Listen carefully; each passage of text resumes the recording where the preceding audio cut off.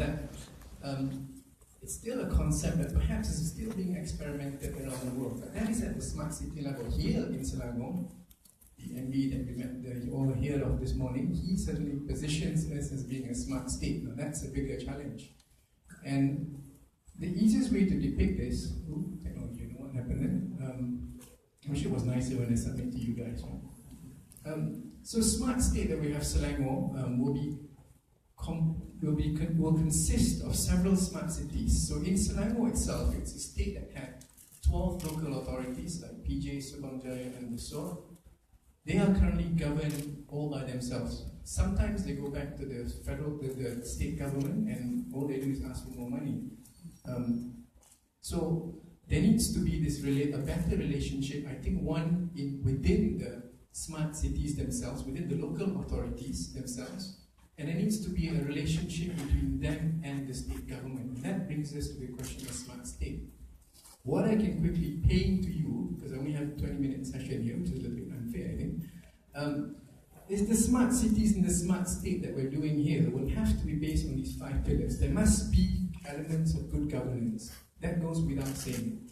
And I can show you in the examples of pilots that we've carried out, how have we successfully done this. So governance, principles of open government, transparency, accountability and all that, that should be one of the pillars under the smart state that we're forming. Second is there's also this opportunity to showcase technology and systems. And this is where there lies big opportunities for the private companies, local and foreign, to come in and showcase good technologies that we can use, adapt and adopt to realize this whole smart city and smart state. Third, I talk about being the premier state in ASEAN. This is a question of global benchmarking. So we're not shy to position ourselves to be in competition or at par with all these other global smart cities in the world. The last two, I think, sustainability, talking about longevity and how the initiatives that are being implemented can continually be implemented, and also looking at sustainable business models and how you fund smart cities today.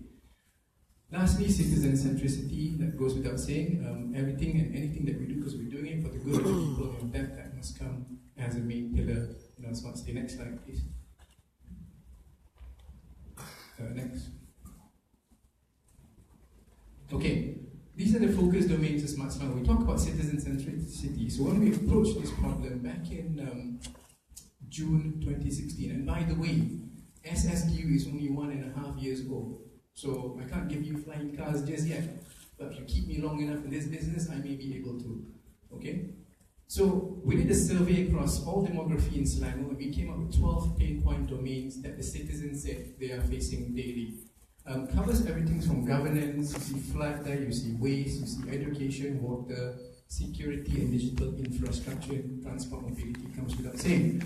I wouldn't dwell about this too long. If you notice at the exhibition hall, there is a Smart Selangor booth. There is this booklet called the Executive Summary of Smart Selangor, a summary of the blueprint, where it focuses on the initiatives within each domain themselves. So you can take a look, go to the booth, ask the guys about the summary, and then you look into them. Every domain has initiatives.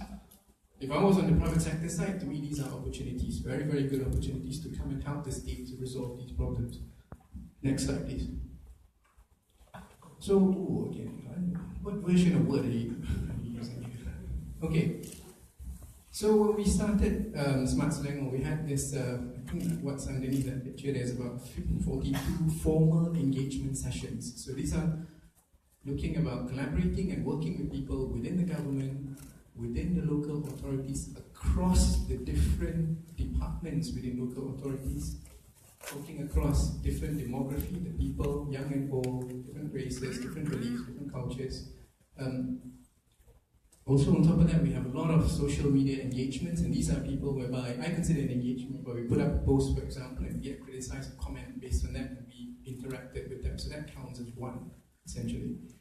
And I think across the government sector, private sector, there's about 40,000 people that we've tallied, that we've engaged so far. So yeah, quite citizen-centric, and I think behind all this, there is the methodology for doing surveys and prioritizing problems and stuff like that. So next slide.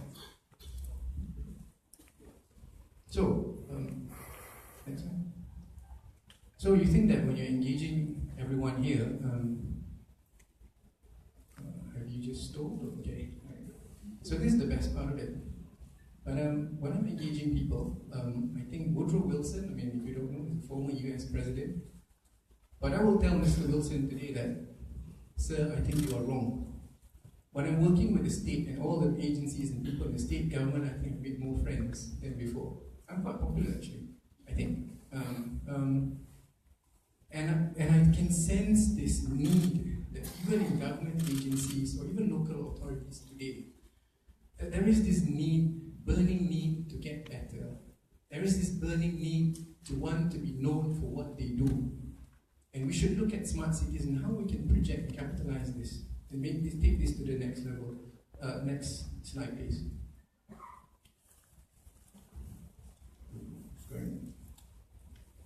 Okay. So SSDU today, we came in and we are perhaps the biggest disruptor in the state. We disrupt all these old cultural behaviors, all the silo mentalities and all that. We collaborate, we co-create. And importantly, I think the culture of recognition. We like to recognize people for the good things that they do. Crowdsourcing, also another new, I think a new thing for the Selangor state government, because before this, everybody complains and they expect the local authorities to solve and resolve their problems. But now I think with technology and apps and stuff like that, they are a bit more relaxed because they can crowdsource those information and then yet do their job and do their job better. But I think the last point there, being a problem solver, the desire to want to solve problems, I think that was missing. But under this initiative, I think we can reignite that desire again. I think people are, because the fact that you are being recognized for the stuff that you do, so if I give you many more problems and you get recognized, surely you want to resolve more problems in the state. So I think we've done that quite successfully. Next slide. And the other one also is, you see previously, I think this is very, very true in the assembly hall that we have. Some politicians here as well. You know, when you talk about problem, it's always a big problem when someone shouts the loudest. Okay? But I think there's a change in culture that we like to base our arguments fundamentally based on data. Okay, very important, and I think at the core of any smart city, data is very, very important, and it's not a case of just recollecting it for the sake of collecting it. But we want to collect, we want to be able to observe, analyze, and then build predictive models out of it so that the state government is more able and better able to expect the demands of the people, perhaps when urbanization happens or when more migration happens into Selangor state. Next slide, please. Okay, this is perhaps the best part that you guys are wondering, what have we been up to? Okay? But mind you, it's only 1.5 years old. Next slide. So, we now have a Smart Selangor Command Center in Shah Alam, the mail center of the state, where every single data that is sourced through the Smart Selangor initiatives gets displayed and gets monitored through here. Our command center, I think if anybody wants to have a visit, you come and see me, it's only nearby, we can bring you there. We carry two roles. One is a pure observational command center. For example, if we're monitoring data from number of traffic, we can just monitor. The other half of it is essentially a real command and control center. This is where we collaborated with the State Disaster Management Agency. They are housed at the command center. They have drones, they have satellite imagery and all that. And they themselves are being tasked with a wider role in the state to look at, say, open burning, illegal dump sites and stuff like that. And we collaborated with them. And I think when we showed this capability to them, essentially it's they've got nice screens that every command center has. 2 lines of fast internet, fiber internet connection, very, very good communications network. And when we showed this to them, they said, you guys have actually given us a quantum leap capability, because they never had this before. And I think when I look at the way they operate, I think it's still pretty traditional. Let's leave it at that. So they are in here, the half that doing the command and control functionality, and we are doing the observational functionality. So this is now live in Selangor. Next slide. Okay. One of the initiatives that we've done is under smart well-being is to begin to deploy air quality monitors throughout the state of Selangor.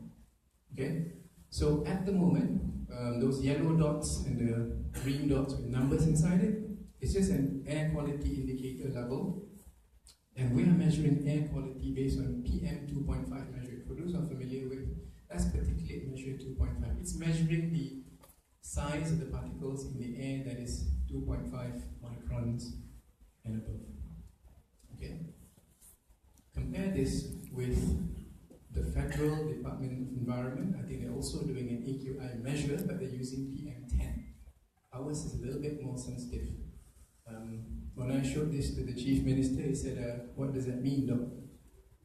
You were trying to get into trouble with the federal government or not? I said, because this is going to be made public, we're just going to publicize this to public. And I told him, I said, do you not want to be the first Chief Minister ever who cares about whatever the citizens breathe in? And he goes, get me 100 boxes.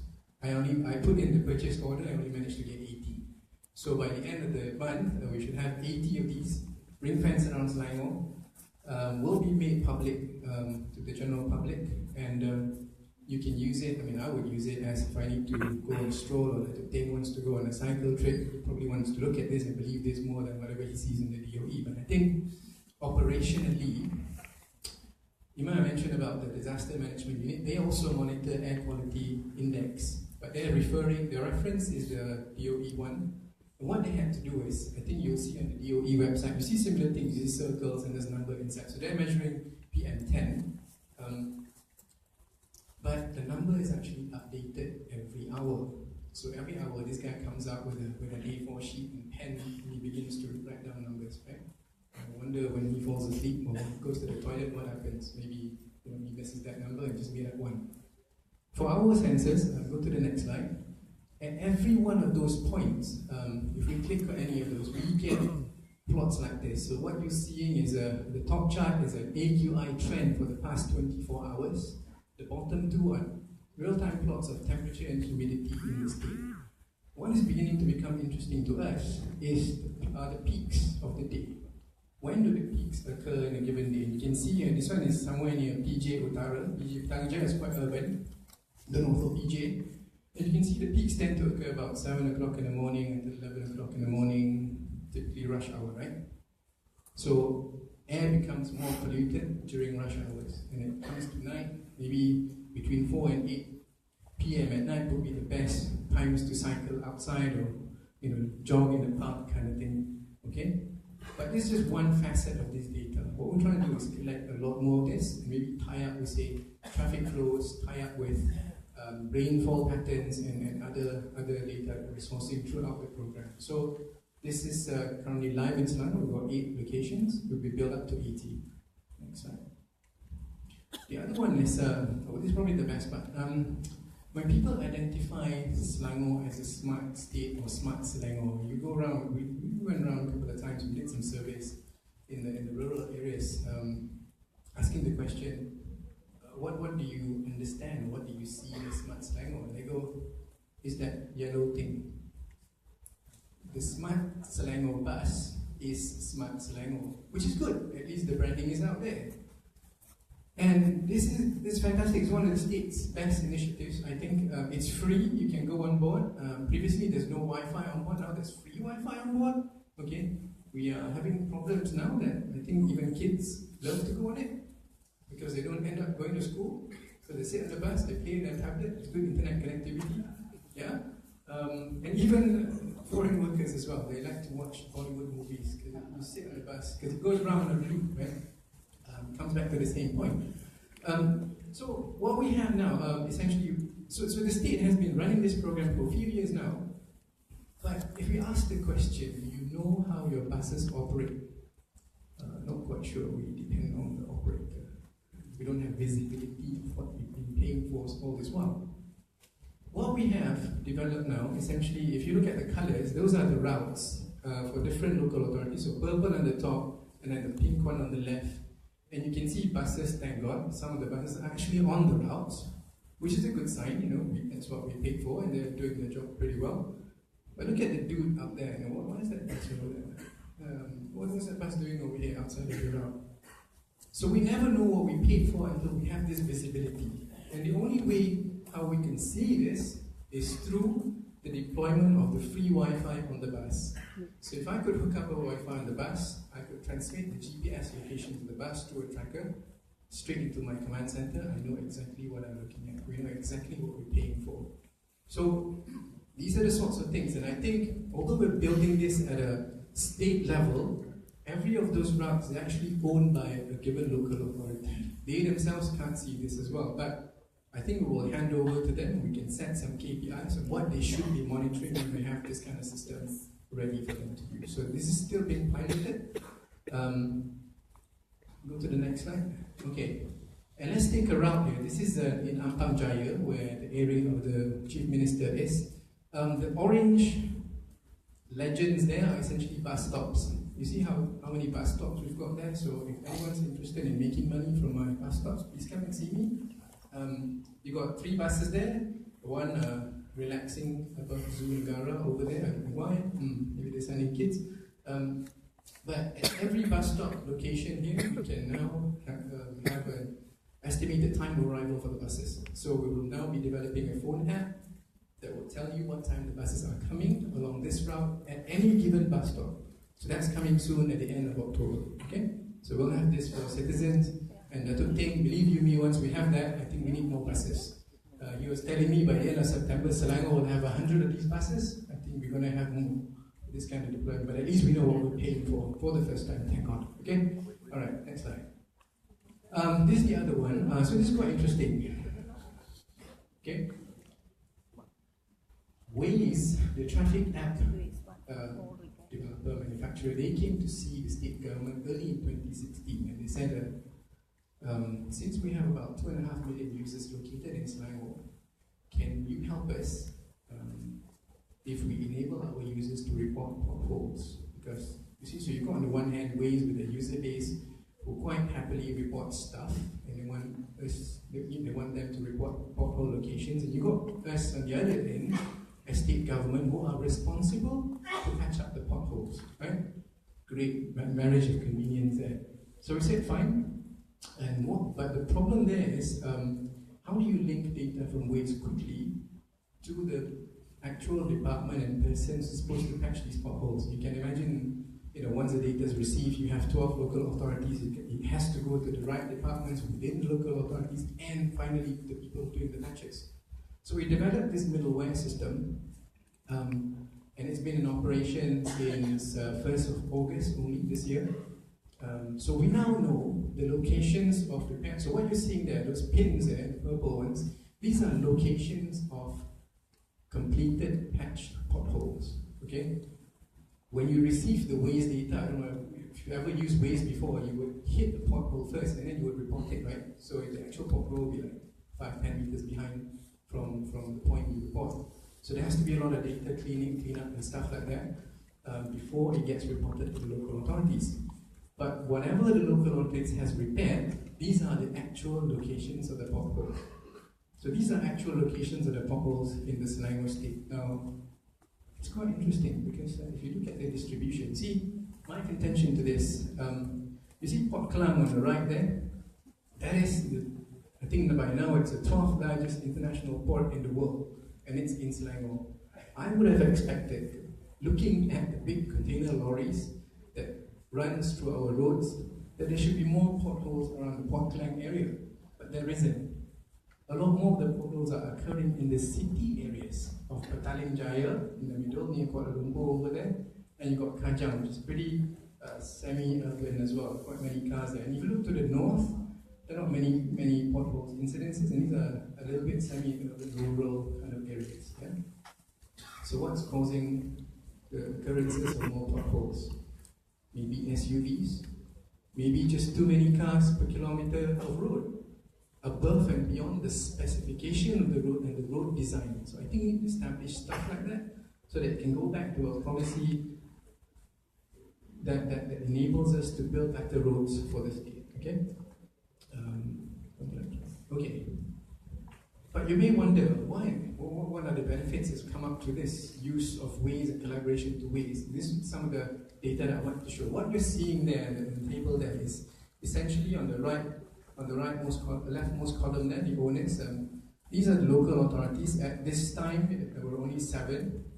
Beginning September, I think we had all 12 local authorities coming into this program. The ratios that you're seeing in there essentially is something I call efficiency ratio. So a ratio of 1 means that If I report 100 cases, 100 of those will be repaired in the same month. So the higher the efficiency ratio is, the better the local authorities are performing. So let's take one. Look at the third line from below, MPAJ. So they started this program in February, and they are super efficient. They're at 95%, meaning you report to them 100 cases, 95, they will surely patch within the month. Anybody want to have a guess why they're so good? Huh? MB. Because it's the area of where the chief minister is in. His house is there. But I can't have 12 chief ministers in the state. I wish I could, then we can solve this problem. So what's happened here is, they started at 95. I think you can excuse the July number because that one is Hari Raya, one of the biggest festivities in the state. I think this also has policy impacts, right? Which means that maybe we can't have just one particular group of people repairing potholes. You gotta distribute that a little bit. But if you look in February and June, MPAJ, they started at 95%. When they came into this program, they're up at 97.2. So they improved. Let's look at the slackers, the last one, Kajang. They started at 9.4% and they ended up at 26%. That's like a 3 times increment. I think that's impressive. That's quite good. I think still a long way to go. But what really shocked me was, I mean, you can understand MPAJ, Subang Jaya is also quite good at 84% by end of June, because these are pretty urban, pretty modern kind of people, right? Take Klang, right? I know a lot about Klang because I had to clean up Klang. They were at 77, they became 87. In fact, they're the second best one after MPAJ. So Klang. So people, I think, if they're motivated correctly, if they're monitored correctly and recognized correctly, I think you can see a change in their behavior and problems can be solved. Okay? So let's go to the next slide. Time is envious of me. Smart waste management is something that we like to shout about. So we have this dashboard. We only operate in 3 local authorities in Selangor. Klang, over there you can see we've got to the north Selayang, and to the left here is Ampang Jaya. Next slide quickly. Okay. This is the impact of implementing smart waste management in Selangor. So our pilot case, so what you're seeing there, a number of complaints on the y-axis, 3 different local authorities. The pilot that we embarked on was in Klang, the top left here. When we came in, 790 complaints. Today, August, only 7. Okay? And we took over 2 other local authorities, Ampang Jaya and Selayang, in March 2017. Again, you see this exponential decay. So when we take over a place, it will be clean, and I think we can maintain that cleanliness to it. So next slide. Okay, so and this is the other cool thing that happens in Klang. So when we came to Klang, we gave them new lorries, new bins. We had a better monitoring of the contractors themselves. The people suddenly began to create this clean recycling revolution. So this is from MPK, the local authority of Klang, and they started this community recycling banks themselves. So what you see, the icons on the chart there are residential areas where they themselves have a big bin, and they collect and they sort, and they display what they sort themselves. I think there's some incentive who collects more, and maybe who can monetize more. And they are happy to publicize this to the public. And this is an after effect of what we did right in smart waste management. So I think people in Selangor are ready for this whole smart revolution. We just have to be the first advantage, given that first step. So next slide. Okay, the other thing on the data side, since we've been collecting a lot of rubbish from all these areas, this is looking at Selayang, one of the other municipalities that we've taken over. What you see on the horizontal axis are essentially the tonnage, so the peaks are the tonnage of waste that we send to the landfill. Different collection zones, so some zones are big, some zones are small, that's where you're getting the peak and the troughs.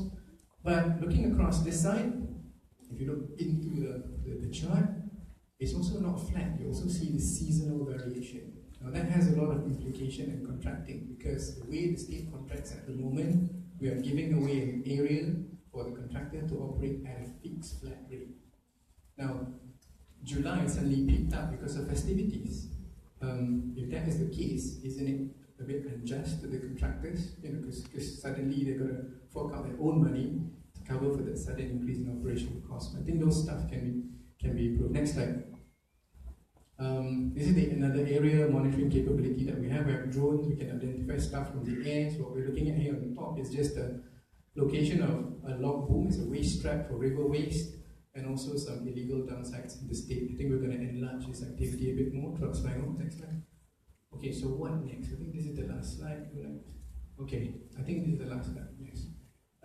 So I promise you that by the end of this year, we're going to get what we call a citizen engagement app. This is something that the citizens can use. They can share ideas with the state can conduct surveys on them, so it's a two-way kind of thing.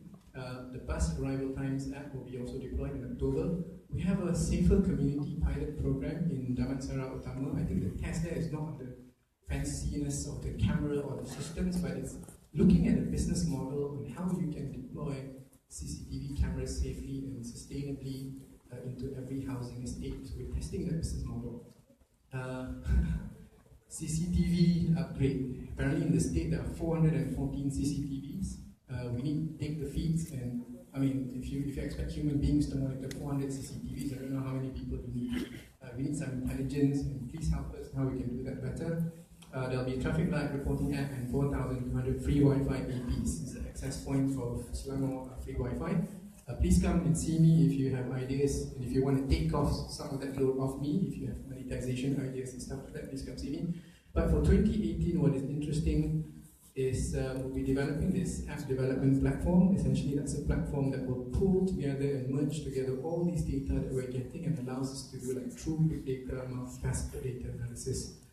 The statewide area network is an internal network we're trying to do to connect the local authorities together and to connect them with the state government. I think it's still a little bit disparate there. Together with also, I think another one is the land office or the district offices. They're not connected yet.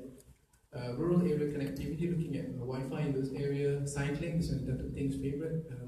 We're trying to create happier and better cycling routes for people to use, perhaps with shower rooms. I mean, given to me, my idea is let's have roofs, let's have tunnels and conditioning for the bicycle. I said too expensive, but we can look into all that. We want to do a better IoT network to deploy many more sensors for the state. I think lastly is there'll be more usage of ways looking at how we can crowdsource disaster events and report. Okay, my time is up. Do I have time for question and answers?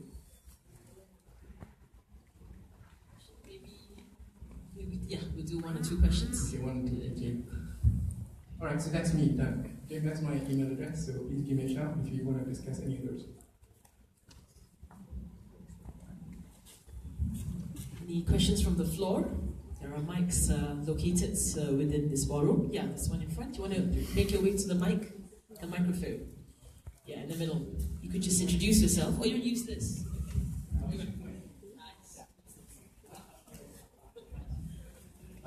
Just a couple of comments. First of all, well done. It's really amazing. Fantastic work. Jonathan Rakital, by the way, Palo Alto area. I suppose I just wanted to say that, just very impressive. But I also wanted to ask you, for example, when you put up the air quality sensors, right? Be careful what you ask for, right? You're going to get data that potentially the air isn't so good. So what kind of work are you doing to respond to that? Okay, these are issues that we are debating currently internally. Are there going to be any legal implications? What we've noticed now is that I think in terms of the actual trends, so the absolute numbers will be different. I agree with you entirely because we're measuring 2 different things. This is the box is an idea that we put together working in collaboration with the Taiwan Taipei City. So it's their boxes that they've tested and tried. They gave me 1 box and I brought it back, so easy to install, and I ended up buying more. So here's the thing, the absolute numbers might be a matter of debate. I'm not in the business of saying which one's right, which one's not, but I think both will show the same trend, that when the air quality deteriorates, the PM10 will show an increase, and ours will definitely and absolutely show an increase. That's number 1. Number 2 is, if you look at the DOE website that we have, I think there are only a handful, maybe about 20 throughout the whole of Selangor, so it's not properly scattered and dispersed. We have a lot more. And I think this would be very useful for the local communities, local parks, and for people to use as a guide. I mean, forget what the federal government's going to do, but we are truthful, and we don't massage these numbers. They are real time. You just leave it for the public, right? You want to take it, you take it. You don't want to believe it, fine. Suck in the dirty air, right? But we do give that opportunity, and I think if people begin to mature better, let's get them to have that debate with the federal government. Do something about it, right? Stop believing and massaging, if you do, the PM10 numbers when you can get those real time, because there's only technology and it's not expensive. Don't give me that expensive excuse. It's already there. So let them take that debate with the federal government, and I think that's the only, I mean, if they do that, I mean, people in Selangor believe our hours and use ours as a guide for their life. I think to me that's good enough. We've done our job.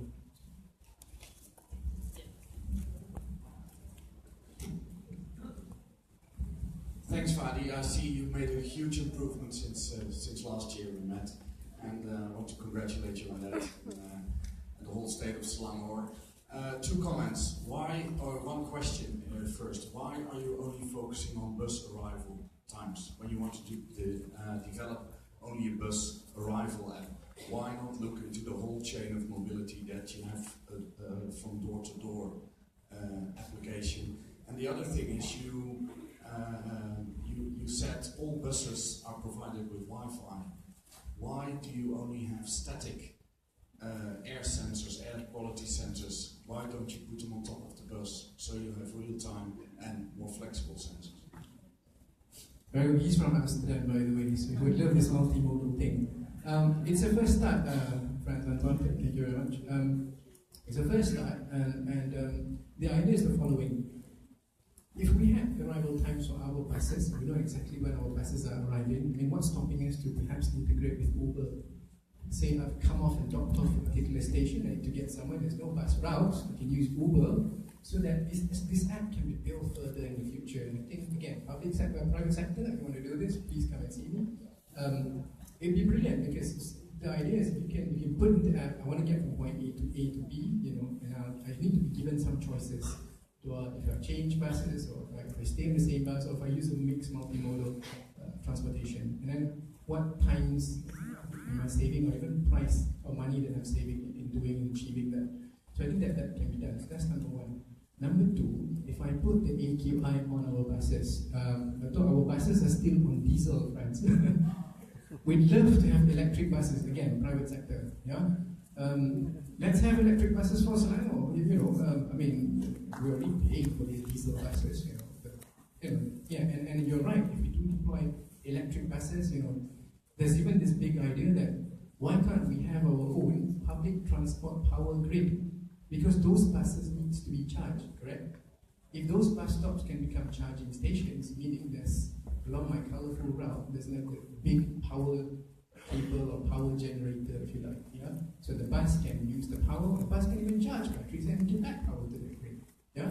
So Bus Smart Selangor, essentially in the future, if you do this right, it could be like the new way to develop rural areas. Suddenly you light up the whole area because there were no lights before, now they have, through the deployment of these free buses. Again, private sector, come and talk to me, yeah? So that's the idea, all right, thanks very much. Thank you very much, Dr. Fahmi, Deputy Director of the Smart Selangor Delivery Unit, SSDU, for his presentation.